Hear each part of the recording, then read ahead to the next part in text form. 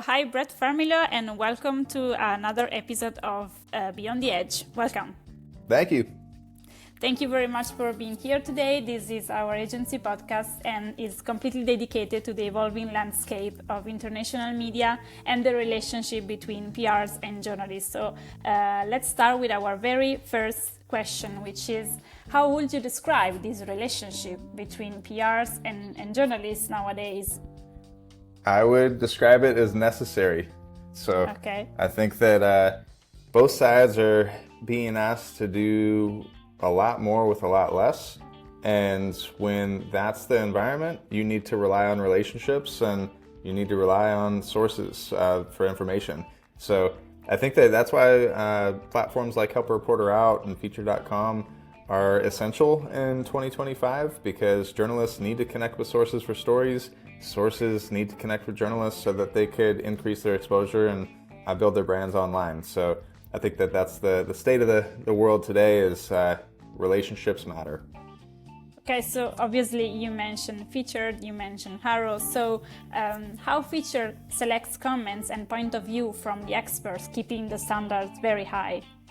Yeah, so there's over 50,000 experts who are on Featured.com sharing their insights to questions. How it works is journalists ask a question, experts are able to reply to that question, and then journalists select the best answers that they're going to include in their story. And so for the last 3.5 years, we've had a combination of how answers get selected on our platform. Number one is it's self-selection, so journalists and publishers are essentially able to go in and select. And at the same time, we do offer an option to publishers and journalists to allow Featured to select the best responses and to submit those responses to them for consideration. And so how we do that is through a variety of different factors.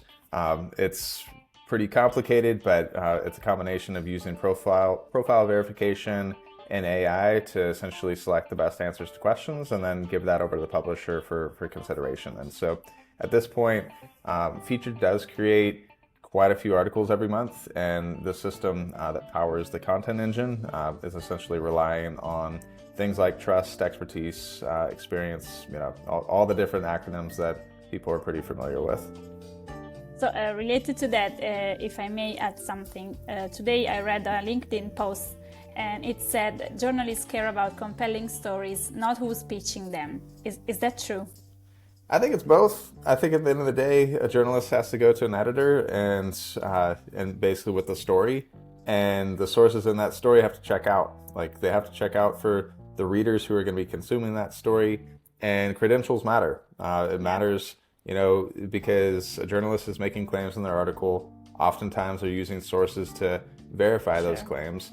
And what's the verification that's associated with that source? So I do think that the credentials matter, but then, stories matter too. I think that's a journalist's superpower, is to be able to tell a compelling story and interweave different diverse voices into those stories to make them more compelling. Okay, so switching on PR side, what are, in your opinion, the 3 most common mistakes in pitches? Pitching too much, I'll start there. So I think that you have a lot of overzealous PR folks who will treat this as a quantity game over a quality game. And there's nothing that will get you, blacklisted from a journalist's inbox than not being helpful. I think the key word in Help a Reporter Out is help. And if you're not helpful, that's not a good thing. So that's the number one mistake that I would see. Number 2 is actually a feature request that we fielded and launched on Help a Reporter Out, which is basically like, is this response helpful? And a little thumbs up, thumbs down system where journalists can basically say, was this response actually responsive to my original request? And so oftentimes we'll see that where a journalist will be very, very specific. You think about what a journalist does to put in their requests. They've got to type it all out. They've got to think about exactly what they're looking for. And if a PR person pitches, was it actually responsive to those exact instructions? Yes. And so I think that that's another mistake that we would see. And then probably the third one and this is maybe debatable, but like I write for a few different publications myself, and we'll use HARO and Featured as a way to source requests. The thing that I will see often is like just following up like consistently and just 10 times. Yeah, and I'm like, look, I wanted to use your quote, but now I'm like questioning it because you followed up with me so many different times. Like, I'm not going to use your stuff because now I've got question marks around this. So I think that one's debatable. I think that, just to play devil's advocate on that, sometimes I have actually used quotes because of a follow-up. Yeah. And so like there's an appropriate time and way to follow up, but for it just goes back to the eagerness and overzealousness of being able to recognize a great opportunity. And you're like, this is the one. I've been waiting for this one. I got that client and I need that win, and like, let me go after it. I get it. But you don't win them all. Yeah. The point is finding a balance between what a journalist needs and what you have to get the client. So we are already to the last question, fourth question. So today is quite an AI-dominated world when we talk about media. So how human can help each other? I'm thinking about journalists and PRs in this specific case.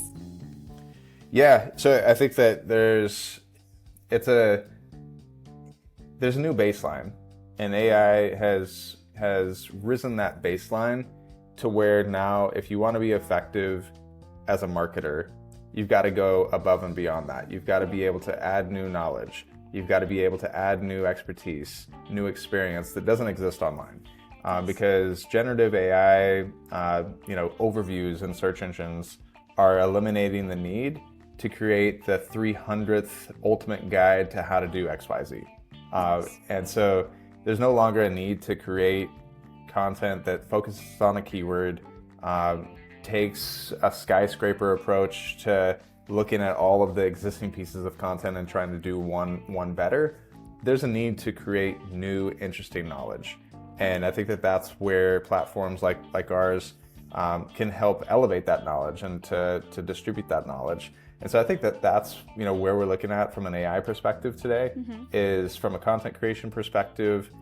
Journalists are surfacing and responsible for discovering new experiences and knowledge that can be displayed online. And that's something that AI can't do. And AI could do a lot of things and replace a lot of things that we were previously doing as marketers.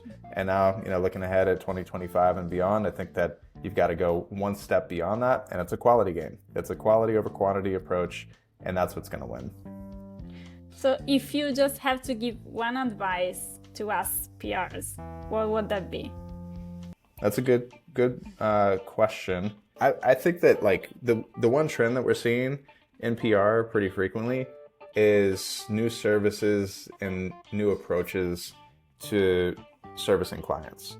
I think that a lot of PR firms are needing to innovate. They're needing to grow and expand and listen to their clients to best support them. I think that's the biggest thing. It's like, this is like one of the most rapid, innovative eras that we've ever been a part of. And businesses need to adopt an approach to try to stay one step ahead. I ran an agency for 10 years and I sold it at the end of 2021. And I was just telling my wife over the weekend, I'm like, I'm so glad I sold it when I did, because literally, in January 22, and it just started to take a different course in terms of, and so it felt like an end of an era when ChatGPT first came out, and it's a new era, and you've got to reinvent yourself, and you've got to continue to grow and scale and service clients and meet demand in different ways. So the one piece of advice is like, head on a swivel, talk to your customers, learn about their problems, learn about their pain points, take your expertise and look at the landscape of what's happening and try to do something new and innovative, because you're going to need to do that to survive. That's very true. Thank you very much, Brett. It's been really, really interesting and helpful also. Yeah, short and sweet. Thanks for having me on.